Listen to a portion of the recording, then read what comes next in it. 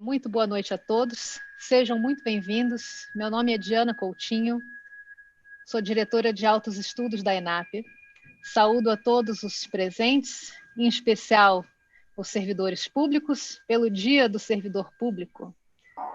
Uma satisfação recebê-los aqui para o último encontro da série realizada em parceria entre a ENAP e o Instituto República, para comemorar o Dia do Servidor Público, que nós consideramos tão importante que nós estendemos para o mês do setor público. Transformamos o Dia do Setor Público no mês do setor público, fazendo uma série de eventos.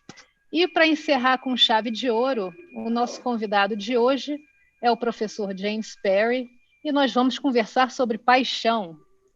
O professor James Perry é professor emérito da Universidade de Indiana, nos Estados Unidos, atualmente ranqueada número 1 do mundo em Public Affairs.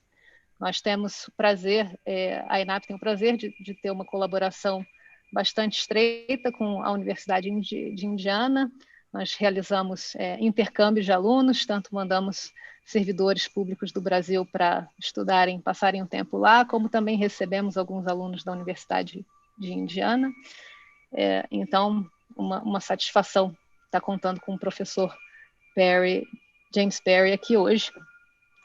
Professor, nos seus 40 anos de estudo nas temáticas de gestão pública, comportamento organizacional, reforma do governo e do serviço público, serviço nacional e comunitário, motivação para o serviço público, do qual nós vamos falar hoje, remuneração por desempenho, enfim. Então, o professor Perry tem uma vasta experiência e produção nessa área. Ocupou os cargos de docência, além da Universidade de Indiana, também na Universidade de Yonsei, Universidade da Califórnia em Irvine, Universidade de Hong Kong, Universidade de Wisconsin. O professor também foi editor-chefe da Public Administration Review, editou e publicou centenas de publicações centrais na área de administração pública, como o Handbook of Public Administration, que já está na 3ª edição. Ou seja, nós estamos aqui com uma autoridade no tema de gestão de organizações públicas, e o professor está nos dando a honra de fazer a primeira apresentação do mais recente livro dele, que eu vou traduzir como Gerindo Organizações para Manter a Paixão pelo Serviço Público. O livro foi editorado pela Cambridge University Press, está disponível para compra na Amazon, por enquanto, em inglês, mas parece que existem planos aí para a tradução dessa importante obra para o português. Antes de passar a palavra ao professor, vou passar a palavra para as nossas lideranças, para que elas também deem suas saudações ao público e ao professor. Vou primeiro passar a palavra para o presidente da ENAP, Diogo Costa. Diogo, por favor. Obrigado, Diana. Também quero cumprimentar a todos presentes, cumprimentar nosso parceiro Eloy Oliveira, do República.org, cumprimentar o professor Perry, sempre é um grande parceiro nosso, e para a gente it's always a great honor, Professor, to count with your expertise and your friendship with our country and our institutions. E por falar sobre instituições, a gente tem o prazer de ter alguém que consegue lidar muito bem com instituições, né? Porque o professor Perry ele consegue navegar entre a necessidade que pessoas têm de ter boas governanças e boas estruturas de governo, mas também a necessidade que as governanças e os governos têm de ter boas pessoas, de ter liderança. Estou muito interessado para saber o que ele tem a falar sobre paixão, mas conseguir juntar os desafios de governança com os desafios de liderança é algo que o professor Perry faz muito bem. A escola de Bloomington é uma grande escola, no sentido não apenas como uma instituição específica, né, hierárquica, burocrática, mas como uma tradição de pensamento também.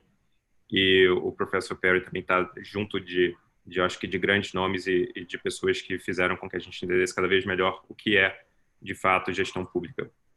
Então, muito obrigado, agradeço sempre a República por essa oportunidade de mais uma parceria.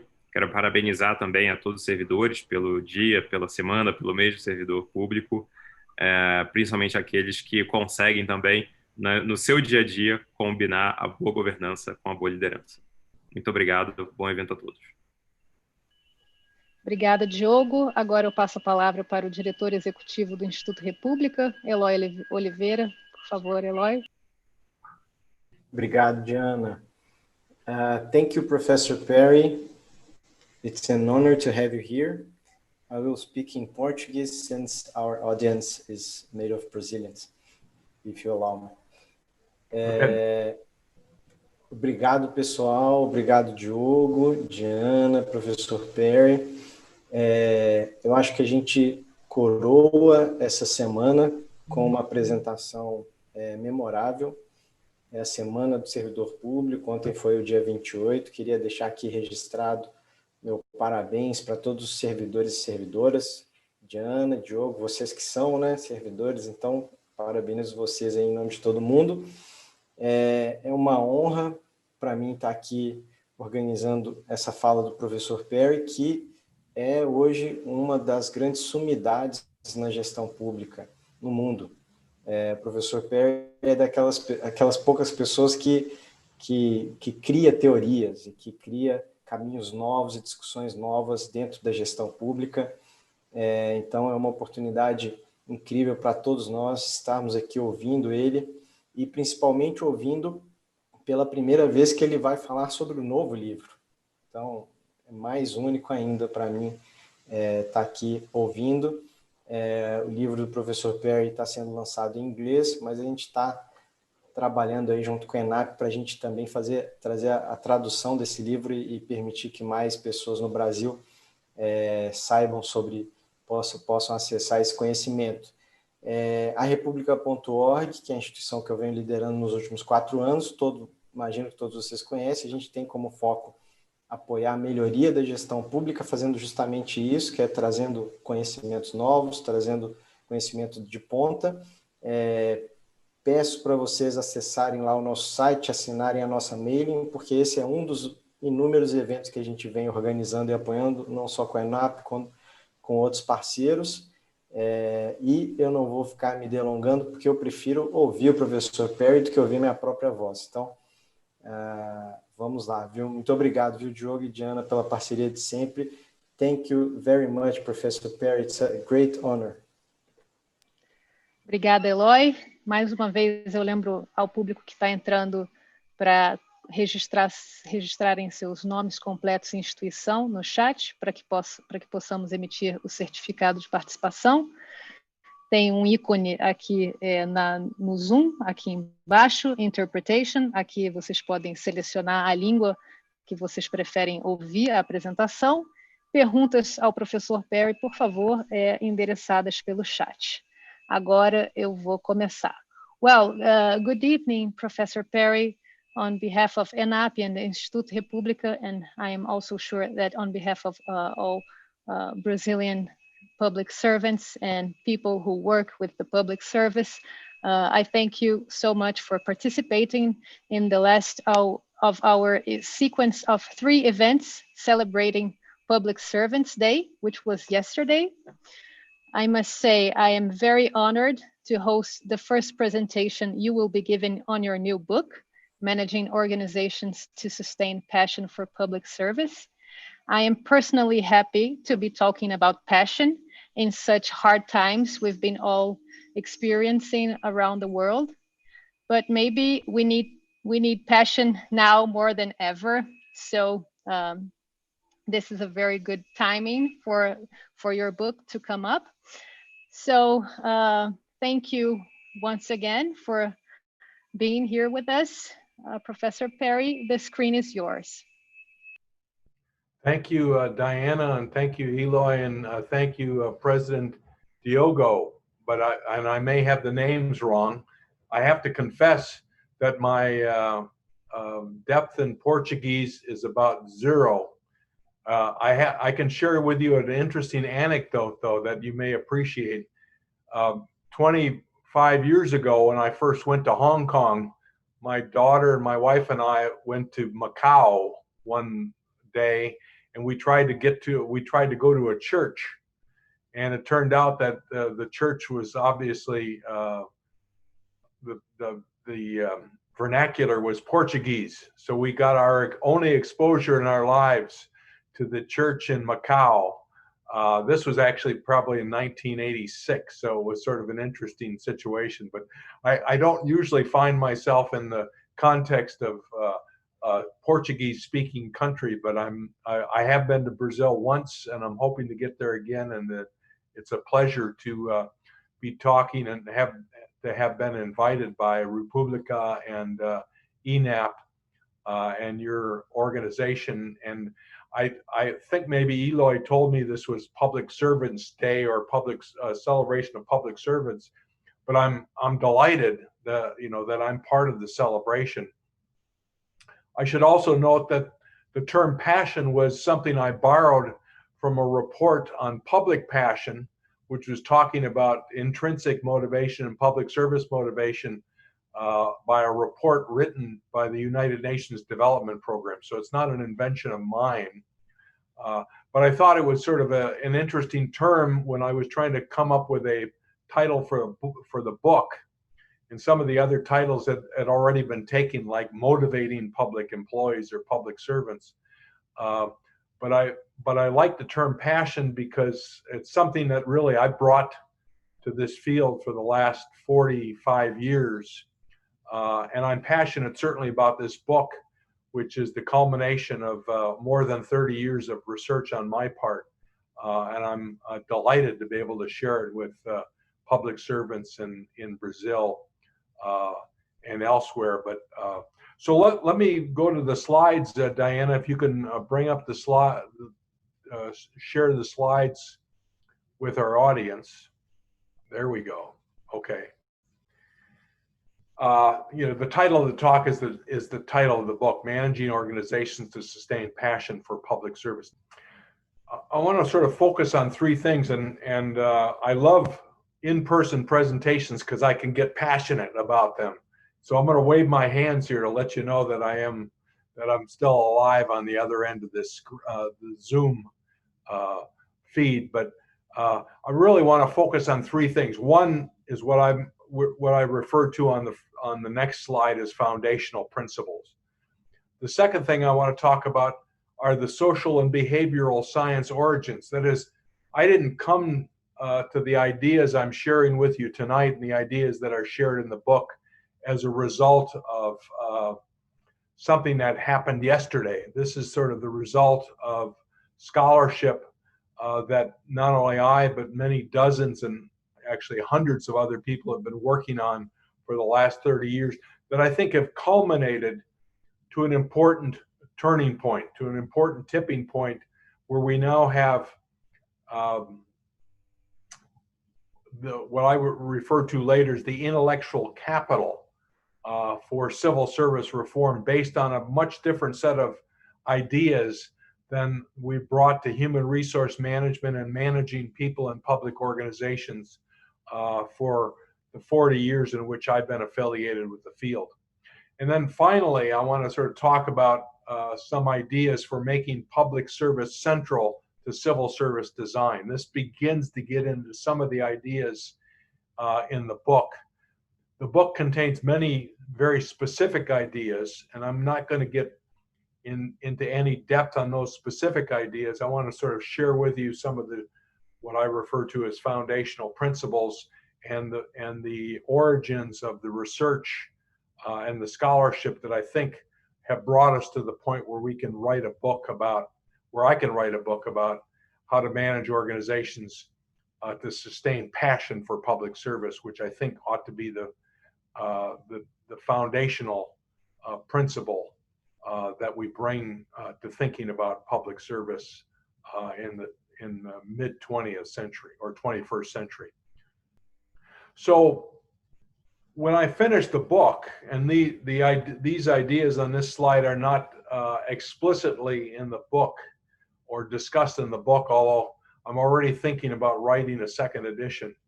But I sort of think about some ideas that are sort of foundational, that are sort of a higher order than the very specific ideas I present in the book. And if you go to chapter 9 of the book, what you'll find is a summary table that incorporates maybe 50 or 60 or 70 very specific proposals for, I think, improving motivation and the management of people in public organizations. But I think there are some sort of higher order principles that sort of cut across all those ideas. And what are those foundational principles? Well, the first is that what the book is all about is creating a culture.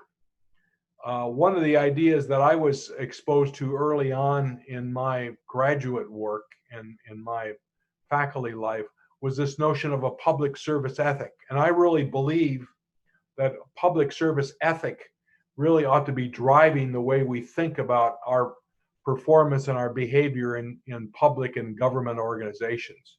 So what the book is about is sort of creating that culture, creating a culture to support public service.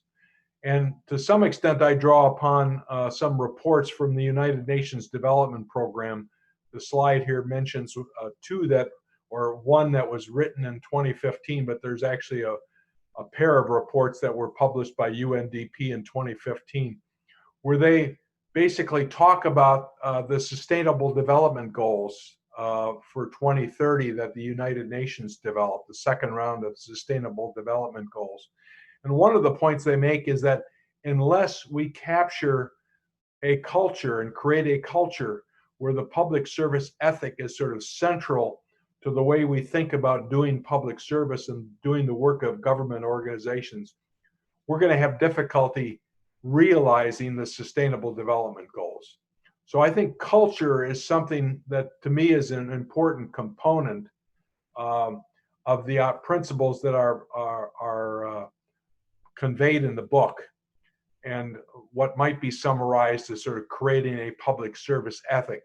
But this is all about creating a culture, sort of a way of life in our organizations that sustain us and that drive the individuals and the way we think about the work we do in government organizations. The second idea that I think is foundational to everything in the book is what I call, or is public service. And that is that public service is the beginning and the end for all management policy and practice. Now, another way that I think about this is to say, what's the bottom line of a profit-making organization? Well, it's making a profit. It's sort of everything is driven by the idea that we want to sort of generate profits or profitability. What's the equivalent of that in government organizations? The equivalent for me is public service. That is the beginning and the end, or as I refer to here on the slide, the touchstone for everything we do in government organizations or quasi-government organizations is this notion of public service. And so to some extent, I say, well, can we justify a policy or a management practice as driving or consistent with the idea of public service? And if it isn't, then my inclination is to say, let's set it aside and sort of let only those principles, those policies and practices that have their origins in public service as sort of our foundation. So public service is a touchstone for all management policy and practice. And then the third foundational principle is, what are the primary drivers for what is our understanding of public service? One is the mission of the organization.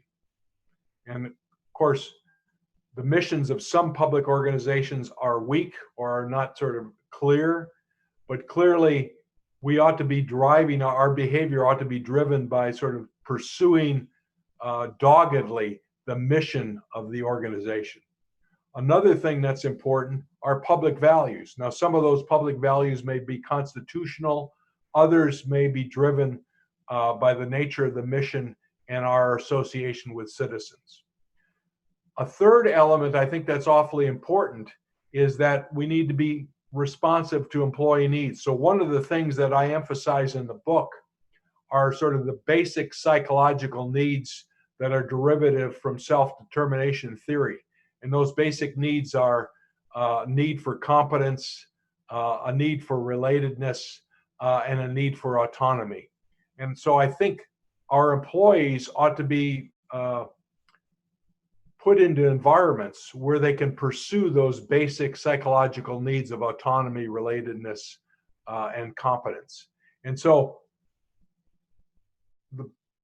as foundational principles for the book, I say we need to be pursuing the organizational mission. That's a paramount interest. We also ought to be thinking about public values and how what we do supports those public values. And finally, we ought to be giving employees an opportunity, since they are the agents of citizens, to pursue that which is important to them and to fulfill their basic psychological needs. Those are, I think, another element of the foundational principle behind this book. So the foundational principles in the book: create culture, put public service first, and public service the touchstone for all we do, and then also to pursue the public mission, public values, and the interests of employees, and serve the needs of employees, the basic psychological needs. Those are all foundational, I think, to the principles that are included in the book. One of the points I make in the book is that I didn't sort of grab, this is not sort of the fad of the day. This is not sort of something that occurred to me in my sleep last night when I had a sleepless night and I said, hey, listen, I need to sort of sell this idea to people in Brazil or people who read my books. This is an evidence-based book. The evidence is something that's been 30 years in coming. And I think the evidence changes the way we can think about the way we manage people in public organizations and the way we motivate people in public organizations. Now, what are those streams of evidence? I point here on the slide to 4 streams of evidence. One is research on what I call public service motivation. Now, there's a long history of the research on public service motivation. Lois Wise, a colleague from the O'Neill School, and I wrote an article that appeared in Public Administration Review on what we referred, the title of the article was The Motivational Bases of Public Service. And in that article, we talked about public service motivation, that is sort of the unique motivators that serve as incentives for people in public organizations, in government and quasi-government organizations. That's all involved with the research on public service motivation.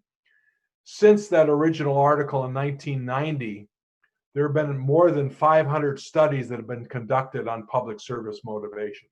And so one of the streams of research is this very deep and extensive body of evidence that comes from research in public administration on public service motivation.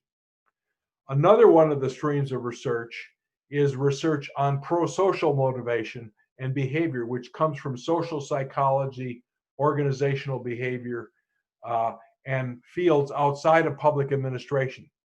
But it's really looked at, it's saying when pro-social motivation or pro-social behavior is sort of the end goal of an individual in an organization, how does that alter both the management of their behavior as well as what drives their behavior? So this, again, very significant body of research and evidence on pro-social motivation and behavior is an important component of the evidence that I marshal in the book for a variety of proposals to change the way we think about managing people in public organizations. The third stream of evidence is altruism. Now, originally, the research on altruism was associated with the discipline of sociology, but more recently, a lot of work on altruism has emanated from the field of economics. So the economist asks, do people actually behave in altruistic ways? Do people behave in ways that set aside their self-interest and pursue another's interest? And the answer, I think, is yes. And it's a strong driver of the motivation of many people, particularly people that work in fields associated with the missions that we associate with government agencies. And then finally, there's a stream of research, again, from organizational behavior and organizational psychology that's been labeled positive organizational psychology. And some of the specific proposals I'll touch on later come directly from this field of positive organizational psychology. All four of these areas, public service motivation, pro-social motivation, altruism, and positive organizational psychology, have generated a tremendous amount of evidence, which I think changes the way we need to think about motivating people in public organizations. Now, why that's important is because not only does it influence management practice and organizational policy, but I think it also alters the way we need to be thinking about the structure and nature of our civil service systems and the rules that drive the way we design civil service systems. To summarize some of the inferences we might draw from this evidence, and the title of the slide is Emerging Inferences for Civil Service Design. The research I refer to is, first of all, comprehensive. This is not research that focuses on a few aspects of organizational life. The research looks at job choice decisions, it looks at incentives, it looks at job design, it looks at ethical behavior, it looks at collaboration, it looks at innovation, it looks at leadership. So it looks at issues across the sort of the disciplines of management and organizational behavior, and is comprehensive with respect to the issues that concern managers and executives in public organizations. The other distinctive feature of this evidence is that it is what I refer to as institutionally coherent. Now, it's easier to understand that if one thinks about some of the recent proposals for reform of public organizations. The most prominent being the new public management. The new public management focuses on borrowing from the private sector ideas to drive behavior and the structure of what we do in government organizations. But the values of that research on new public management are contrary to the values that undergird the way we think about the work of government. The work of government is democratic. It focuses on the common good. It focuses on pro-social activity. And the values of a lot of the reforms of the 80s, 90s, and early 2000s associated with new public management are contrary to the values we want to introduce to government. And so institutionally, the ideas emerging from the four streams of research I just referred to on the past slide are much more institutionally coherent and better aligned with the values that we think about when we think about good government and government serving the interests and needs of the public interest and citizens. The other facet of this research is that it's theoretically coherent. That is, we have research coming out of sociology, economics, social psychology, organizational behavior, and public administration that all points in the same direction, that says that we can pursue theoretically defensible lines of argument, lines of management practice, which are consistent with pro-social behavior, public service motivation, and positive organizational psychology, without having to argue that we are no longer we have rejected self-interest and we've sort of focused on other interested research that does not have sort of a social science and a behavioral science foundation. The contrary is true. We have theoretical coherence for the line of argument that I present in the book. And then finally, I use this word synergy, which I think is consistent also with the idea thinking about related to sort of creating a culture. We want to come up with policies and management practices and internal programs and motivational devices that are mutually reinforcing. And I think the ideas presented in the book are mutually reinforcing. That is, we have incentives that reinforce the way we attract people to the organization, the way we design work, all of which are sort of consistent with one another, and all of which are pulling in the same direction and are not canceling one another out, which is often the case by pursuing ideas that come from the private sector that do not have a strong public foundation. So for me, I infer a very strong argument for civil service design or redesign based on the comprehensive, institutionally coherent, theoretically coherent, mutually reinforcing or synergistic ideas coming from this body of evidence that's been developed over the last 30 years. All of which I sort of talk in some detail in the book. The book is about 275 pages. I have 30 minutes to talk to you tonight or this afternoon, but I've sort of list here sort of 6 items that are basically the key chapters in the book, but they all address sort of different facets of human resource management and management practice that are really sort of a departure from the way we thought historically about the way we manage organizations to sustain passion for public service. By that I mean what? First of all, we need to recruit and select people for high public service motivation. That's not something we think about naturally. It's something, though, that chapter 3 of the book talks at in some detail. One of the points I make later, or will make on the next slide, is that selecting for high public service motivation means we select not only for the job, and that's always been an important principle of the way we select people in meritocratic organizations, but we also need to select people for the organization. That is, we want people who not only are going to do the job well, but also believe in the service that we're providing to citizens. And that, I think, is embodied in this notion of selecting for high public service motivation. We also need to be thinking about the meaningfulness of public work as a sort of a motivational device. And so the bullet on this slide refers to leveraging the meaningfulness of public work.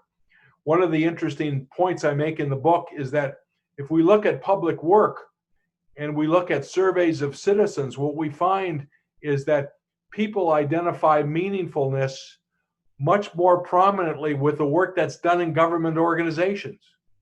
So let's leverage the work people do to sort of capture this meaningfulness, which is integral to the nature of most work we do in public and quasi-government organizations. We also need to be attentive to creating supportive work environments. And chapter 5 of the book focuses on creating a supportive work environment. And one facet of that supportive work environment is creating a work environment which is very much compatible with the meritocracy that we try to pursue in most civil service organizations, that also supports the basic psychological needs of the people employed in those organizations. Basic psychological needs for autonomy, for relatedness, and for competence. And so, if to the extent we can provide environments that permit people to pursue their basic psychological needs, that is a supportive work environment which is going to motivate people and drive people to do their best for the citizens who they are serving in the missions associated with the work they do in a government organization. The other thing we need to be attentive to is aligning rewards to reinforce public service motivation. And we've been awful at doing that historically. Matter of fact, we've often substitute what I call strong incentives, which are financially driven and associated with money, for what really drives people in government organizations, which is the intrinsic motivation and the meaningfulness of the work itself.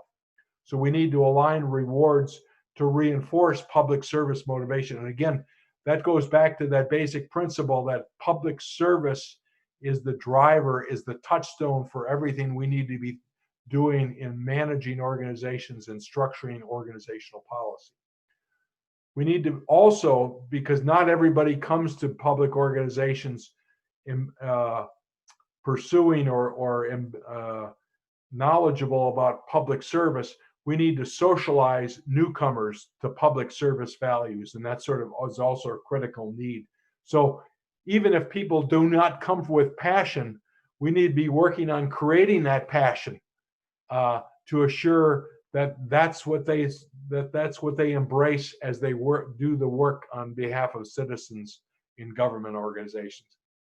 And then finally, our leadership or our development of leadership and our way of thinking about leadership has to be focused on leading with mission, inspiration, and communication.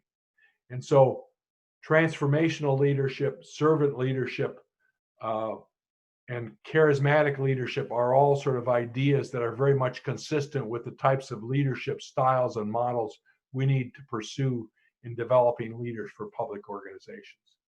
So that's a set of sort of general policies of which the book goes into the specifics of sort of bringing us to those 6 ends on this particular slide. But those are all ways of making public service central to what we do in government organizations, public organizations. Okay, so I'm probably about near the end of my time, so I'm going to go through these last slides quickly. But one of the things I do in the final chapter of the book is say, hey, some of the ideas I bring to this discussion are novel. For instance, the idea of explicitly selecting for high public service motivation is a unique idea, not one we pursued historically, but it's very much consistent with the literature on high performance. If we want government organizations to perform at a high level, we need to select people not only for their job competence and for the job, we also need to select them based on their public service motivation characteristics and their inclination to do well for citizens and to try to achieve the highest interests of what their organization is about. So we need to select not only for the job, but also for the organization if we want to create that culture that's sort of very much central to, I think, achieving the high performance public organization. On this slide, I throw out a number of 4 ideas that I think are all new or relatively new. For instance, using the idea of self-persuasion, focusing on total compensation rather than baseline compensation on the job, using low-powered incentives rather than high-powered incentives. Those are all ideas that I think are relatively novel that are emphasized in the book. Not only does the book, though, emphasize novel ideas, it reinforces some traditional ideas. For instance, the book, particularly chapter 5 of the book, emphasizes this notion of meritocracy. Meritocracy, something we try to achieve with most of our modern civil service systems, I think is an absolutely essential idea for assuring that we're able to deliver for citizens and put public service first. If we have a corrupt system or a system where politics encroaches significantly on meritocracy or good government, we're not going to be able to pursue effectively our public service goals. So law-based merit systems is a traditional proposal, but one that I think we need to pursue diligently and single-mindedly. Some of the other ideas on this slide: onboarding, mentoring, and charismatic and servant leadership are ideas that have been around for a while, but I think are very much compatible with this notion of putting public service first. And I also talk in the book about what I refer to as imported proposals. These are ideas that have been very prominent, for instance, in the positive organizational psychology literature, but we have not embraced and we have not tried to institute in a significant way in most government organizations. So relational job design, job crafting, career counseling, I think are all ideas that are very much compatible with elevating the meaningfulness of work in government organizations. Job crafting, for instance, puts a lot of latitude and autonomy in the hands of individuals, but again, it's one that individuals can work in conjunction with their supervisors and their organizations to increase the meaningfulness of what they do, but at the same time deliver better results for citizens by putting public service at the core of the way they manage their work in government organizations. So these imported proposals are also an important element of what I propose in the book. Ideas, again, that are not entirely novel, but ideas that need to be brought into government organizations from non-governmental sources. So I think I've used my 30 minutes. I want to emphasize 3 points in conclusion. One is that during the last 30 years, we've had research on a variety of topics, specifically public service motivation, pro-social motivation, altruism, and positive organizational psychology that create a new intellectual foundation for the way we design civil service systems and the way we manage people in public organizations. As my slide 6 emphasized, these ideas have implications for all HR functions and all management activities, from leadership to selection and recruitment. And then finally, and I think the research emphasizes this point, these new ideas or these imported ideas have positive consequences for individuals, programs, organizations, and most importantly, the citizens who are the beneficiaries of our government and quasi-government activities in our public organizations. So with that, I'm ready for all sorts of questions, hostile or non-hostile. Hopefully there are questions that would go to Mr. Biden rather than Mr. Trump. If you know the political landscape of what's going on in the US these days. Okay. So thank you so much, Professor Perry, for this great presentation. I myself, I'm very happy. You know, I'm one economist. I did my dissertation on 2012 on altruism to explain voting turnout.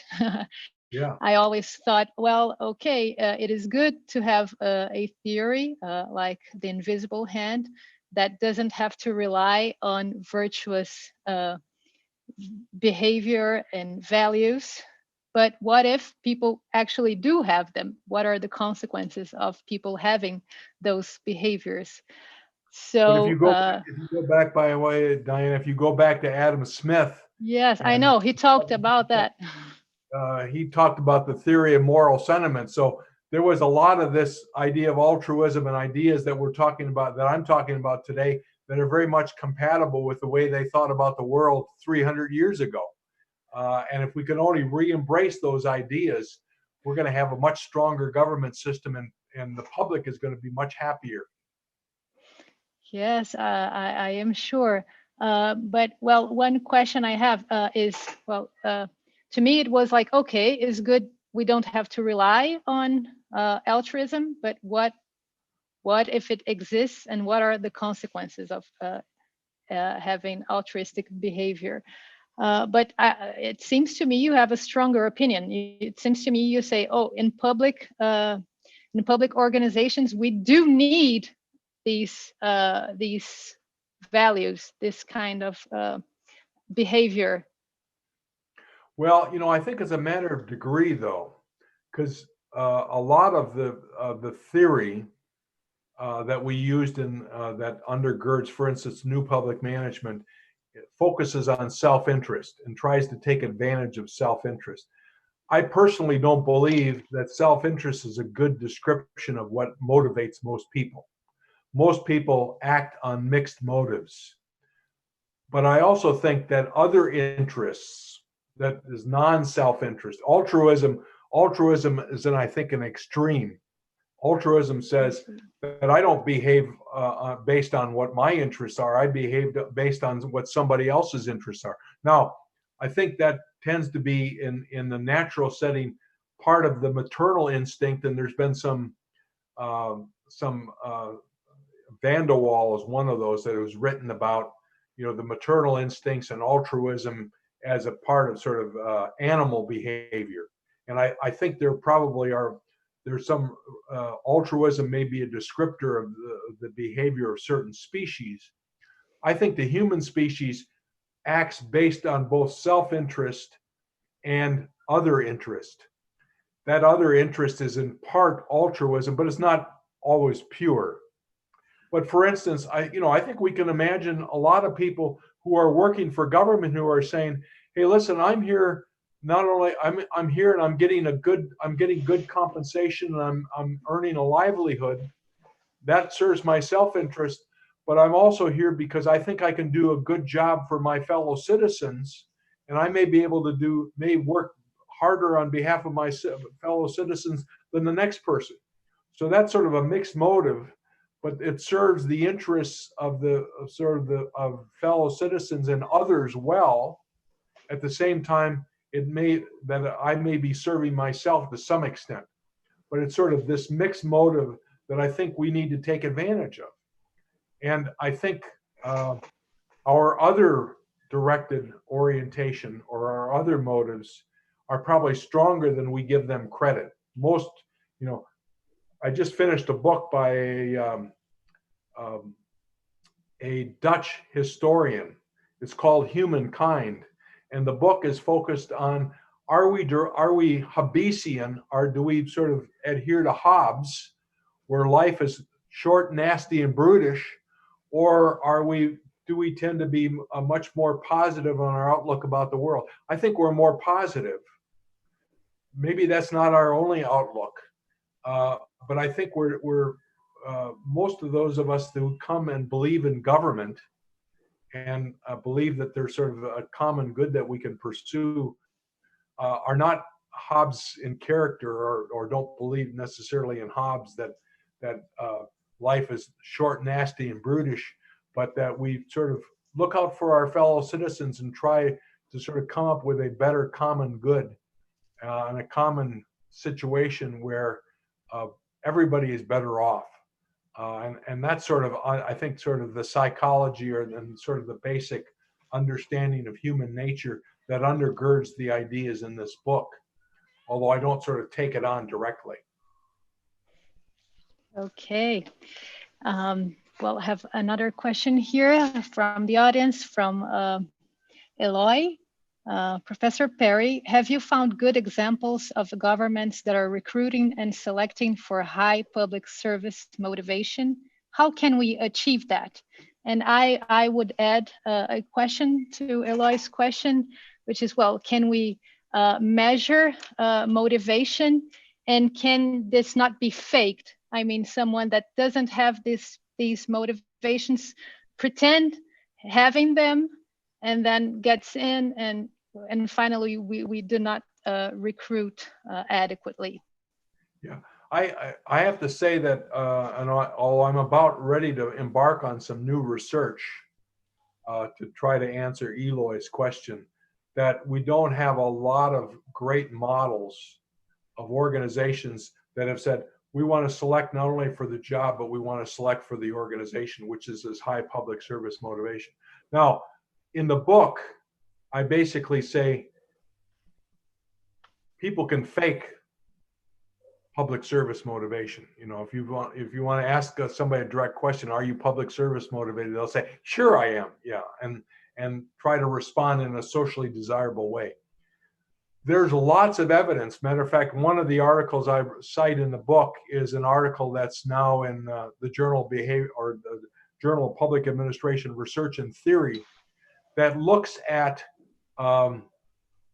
research that looks at people's willingness to lie and measures the extent to which they're willing to lie as a sort of, and measures that quite effectively as a way of screening people out of organizations.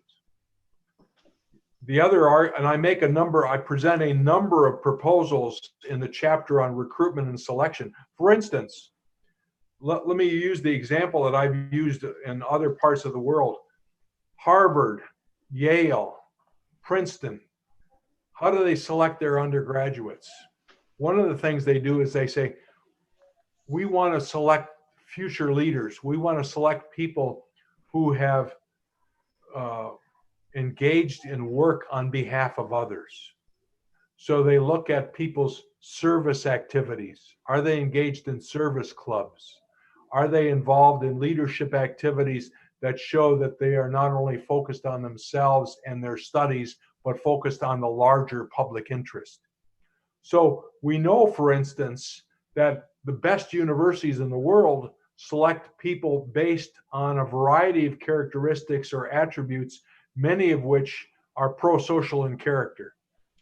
But we have not sort of taken that same set of interests or ideas and tried to apply that to the way we select people for government jobs. So one of the arguments I make in the book is, let's start looking at the behaviors people exhibit when they come to a government organization asking for work. And we can look at that behavioral profile and say, you've not done anything outstanding in your community. We don't want you. You, on the other hand, have done things outstanding for your community, and that's the kind of person we want in this government organization because we want to create that culture. And so we want to take people whose behaviors exhibit the sorts of behaviors we want to see epitomized by people in government work. And so we have lots of devices to get the right people and to identify people. And we can do that, I think, with a high degree of reliability and validity. The other thing, and I know Eloy is engaged in this with the work of Pública, internships. Government organizations need to use internships much more extensively and more frequently to get the best and the brightest associated with the government. And so we have some real roadblocks to doing that effectively in the US, but everybody that looks at the way government organizations select their people say, we need to use internships more frequently.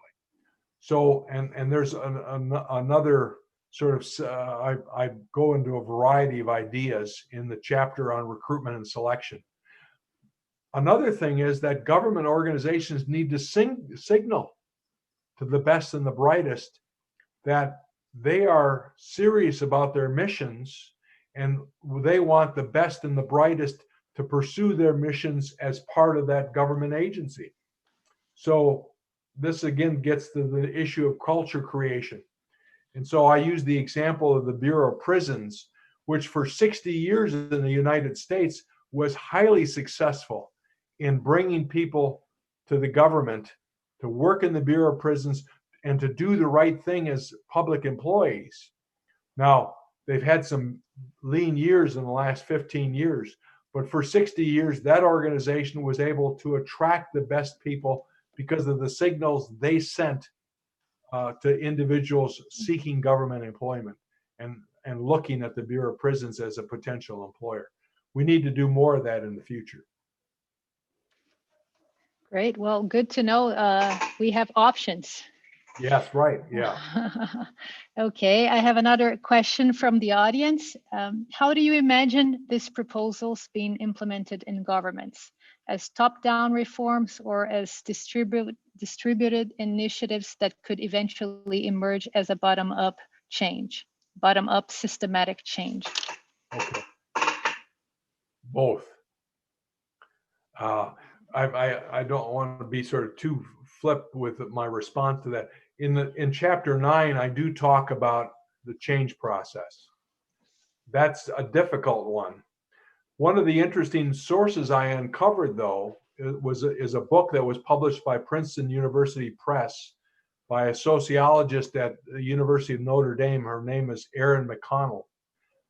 And Erin wrote this book that was looking at developing countries and discovered that in some developing countries, you had bureaucratic organizations that were performing at developed country levels. And so the question she asked is, how did this happen? You know, this is sort of just by chance.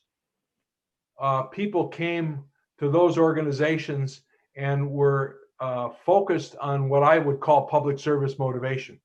They exhibited all the attributes of organizations that I'm describing as organizations in the book that are much more characteristic of developed countries and performing at a high level, but doing that when there's corruption in the country, when the pay is low, doing that when people are perhaps not highly committed to the mission of the organization. And they find these pockets of bureaucracy where people are coming with very modest financial rewards and doing great things. And she asked the question, well, how does that happen? And so I do talk about that in the book. As a matter of fact, I point, for instance, to a couple of countries like South Africa and former Soviet Georgia. So former Soviet Georgia is a great example. Former Soviet Georgia, and I don't know what the corruption perceptions index is for Brazil, but former Soviet Georgia is performing at a level of South Korea in terms of its bureaucratic performance. And you have to ask the other countries. I've been to Kazakhstan and Ukraine and other countries. They're like 130th on the corruption perception index. Yet Georgia, former Soviet Georgia, is in the top 40 and performing at about the same level as South Korea. The US is only about 20 or 16 on that corruption perception index for last year or the year before. And so change is coming. Now I think change has got to, and I think in former Soviet Georgia, I think the change was top down. In other places, I think it's bottom up. Certainly some of those pockets of change that McDonald talks about in her book is bottom up. I think it's got to come from both directions. I think one of the drivers and one of the important factors is creation of a meritocracy. I think creation of a meritocracy, if you don't have a meritocracy, I think you're going to have trouble achieving a lot of the ideas that are discussed in the book. So creating a civil service system where merit, even though it's imperfect, is an important principle is probably one of the starters. That's certainly one of probably the changes that occurs top down, although in some countries it may be enforced from citizens demanding that we need to get rid of the high levels of corruption and focus on merit. So I think it can come from the bottom up, it can come from the top down. Clearly there are a variety of ways of getting there, and chapter 9 of the book makes the case that there have been a variety of ways in which countries have gotten to a much better state, one that's much more closely approximates the ideas I present in the book than other countries that are sort of still out in the cold.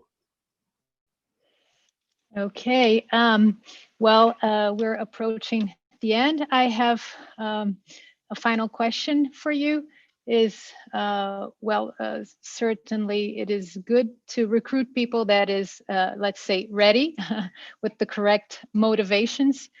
But even if we don't select people with these motivations, you mentioned a series of policies that can promote these kind of motivations. So to what extent do you think these policies are useful, let's say, fixing people's motivation, so that we did not have to rely necessarily on the recruitment system, and if it's maybe easier to begin working on these policies with people that are already on working as civil servants, rather than changing the whole recruitment selection process because sometimes people say, no, you have to be meritocratic and you have to be have to have an objective exam, and so it might create some resistance. But to what extent can this be addressed after people already got in? Yeah, I think a lot can be done after people already get in. Although clearly it would be desirable to sort of not be drawing people in randomly, and particularly drawing people in who have a disinterest or are not interested in doing well in their government role. So I think we need to be clear about that. That clearly, to the extent that we can get the right people in to some degree or to a large degree, we can sort of reinforce that. And clearly, the title of the book is Sustaining Passion, which doesn't necessarily mean that people come with passion, but certainly if they come with it, we need to find ways of encouraging and reinforcing it and sustaining it. But even in cases where people come without the passion, there are ways we can invent it. There are ways we can sort of create it. You know, one of the points I make in the book, in chapter 4, on the meaningfulness of work, is to the extent that people are there and they're doing work, you know, to the extent that that work makes them sort of feel good about what they're doing and sort of reinforces what they're doing, that's sort of a way of sort of getting positive movement on their outlook about what they do in the organization. So the work they do, the ability for them to sort of pursue their basic psychological needs, if we assume that the basic psychological need is something that everybody is interested in, that everybody pursues, and we can provide a context in which we can reinforce that and serve their basic psychological needs, that again is sort of going to be pushing people towards saying, hey, I like what I'm doing here, and this is sort of an interesting place to be, and I'm feeling that I'm sort of being respected, and that what my needs are being served by what's happening in this organization. Just think of the organizations for which you might have worked in your life that are not serving your needs. And so for an organization to say, hey, listen, it's important that we serve the needs of our people, that in and of itself is going to get some positive response by the individuals in the organization, even if they don't come with sort of this public orientation. So the work itself, the climate that's created, the sort of the positive climate in which people are set, leadership. Clearly, one of the things we need to be looking toward is leaders sort of talking to people and saying, you know, this is why we're here, and this is what's making a difference for the people of Brazil or the people, whatever the country is. And you are an important piece of making that happen for the people of Brazil. You know, that's conveying a message that may not be occurring to the individuals that come to the organization without thinking or thinking in those broadly public terms. So leaders can make a difference. The other thing in the preceding chapter, chapter 7, I talk about onboarding and mentoring. And again, mentors, you know, they can be leaders, but they can be one of the examples I use is from the founder of or the person after whom my school is named, Paul O'Neill. Paul O'Neill was the Secretary of the Treasury. But Paul O'Neill told me in an interview I did with Paul O'Neill, one of the people that was his mentors was someone that taught him how to work. Somebody in doing menial labor when he was first joined an organization when he was a 20-something person in the 1950s. And that made a difference for him. And he said, I found mentors all over the place, and I sort of took advantage of that. So we need to be thinking about all these sources of reinforcing that which people do that is in the public interest and serves the needs of citizens, and sort of reinforce that, whether it be the work itself or the context of the work or the leadership or the way we mentor and onboard people and sort of bring them in, socialize them to the organization. All of those are sort of important influences on ultimately how the individual thinks about his or her role in the organization, and how they think about public service as being central to their lives and what they do for their fellow citizens. Great, good to know we have many options there too. If I can borrow just a few more minutes of your time, I have one last question here from the audience, and then Okay. that will be it. Okay. So the question is there a precedent, a successful case of cultural and behavioral change on public service that you can mention? Oh, well, yeah, I think there are lots now, sort of, whether there are any that have sort of been invented since I've sort of invented the ideas in the book or put the ideas in the book together. That's much more unlikely. But, you know, I came across a book and I've just had the interaction with another scholar who's sort of on what he's writing about mission-focused or mission-oriented bureaucracy. But I think there are lots of, Charles Goodsell published a book on what he calls mission mystique, which is something I emphasize in my book. But his book was published in 2010. And in that book, I think he used 8 examples of organizations in which the mission is given such centrality to what the organization does that it affects the whole organizational culture. And I use a table from his book to sort of bring that point home, that there are a variety of ways and variety of levels of what goes on in an organization where emphasis on the mission can affect all sorts of other policies and ways of thinking about one's organization. The example I used earlier, the Bureau of Prisons, was written up in a 1994 article by John DeUlio that appeared in the Journal of Public Administration Research and Theory. And I think it's a great example of an organization that for many years did the impossible by creating the right culture. And a lot of government organizations are in that position where they need to do the impossible because their resources are limited. Their ability to pay people is limited. They are criticized by people external to the organization who may not agree with their mission.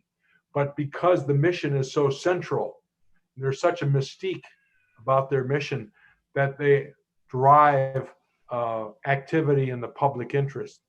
And the idea, this notion of mission mystique, actually comes again from a source that I used in the book that was published in 1997 by Marilee Grindle, her studies of developing countries, where she discovered that the mission can be so useful that it can help create a culture in situations devoid of administrative competence, devoid of resources, devoid of maybe public support, but people are drawn together by the mission in ways that the culture of the organization, they create a strong culture for the organization, and that in turn sort of drives unexpected and high levels of performance on the part of individuals and people connected with the organization. So I think it's very possible, and we have lots of examples.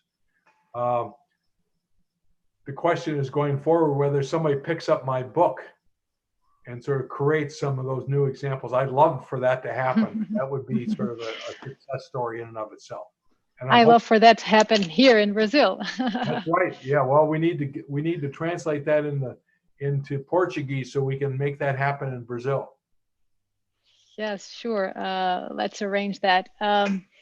Okay. So, Professor, thank you so much for this eye-opening presentation and for your research, for sharing your over 40 years of research in your fine book.